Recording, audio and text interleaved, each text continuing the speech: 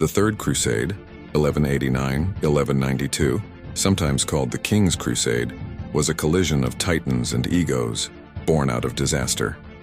After the fiery Sultan Saladin crushed the Crusader armies at the Battle of Hattin in 1187 and calmly walked into Jerusalem soon after, Christian Europe erupted in panic. Pope Gregory VIII issued a bull calling the loss of the Holy City divine punishment, and kings who could barely stand each other suddenly found themselves volunteered for a shared holy mission. At the center stood three names: Frederick Barbarossa, Philip Augustus, and Richard the Lionheart. Barbarossa, the grizzled Holy Roman Emperor, marched east with an army so vast chroniclers may have added a few extra zeros. Fate, however, was not impressed.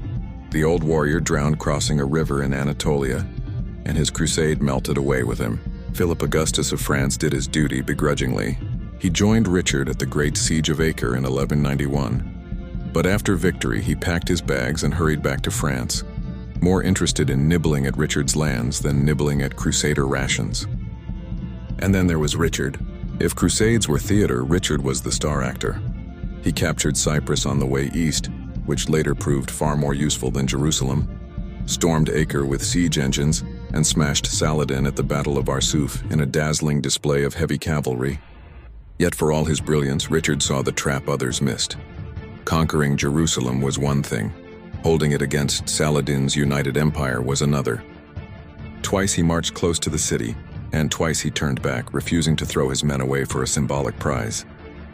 Instead, Richard hammered out a truce with Saladin in 1192. Christians kept a chain of fortified coastal cities. Ascalon's walls were pulled down, and pilgrims were granted access to Jerusalem. It was not the dramatic triumph Europe wanted, but it was a pragmatic deal that kept a Christian presence alive in the Levant. The Third Crusade became less about territory and more about reputation. Richard returned home with the title Lionheart, though he ended up imprisoned by Leopold of Austria on the way back, a humiliating reminder that kings could be pawns as well as players. Saladin, meanwhile, died the following year, admired even in Europe for his mix of ruthlessness and chivalry. In the end, the crusade failed in its stated goal but succeeded in crafting legends, of Richard sending for fruit while ill and Saladin obligingly providing it, of rival kings cooperating just long enough to argue over spoils, of a holy war that became a study in strategy, pride, and pragmatism. The wisdom of the Third Crusade lies here. Sometimes victory is not seizing the shining prize, but recognizing which battles are worth fighting and which are better left for another day.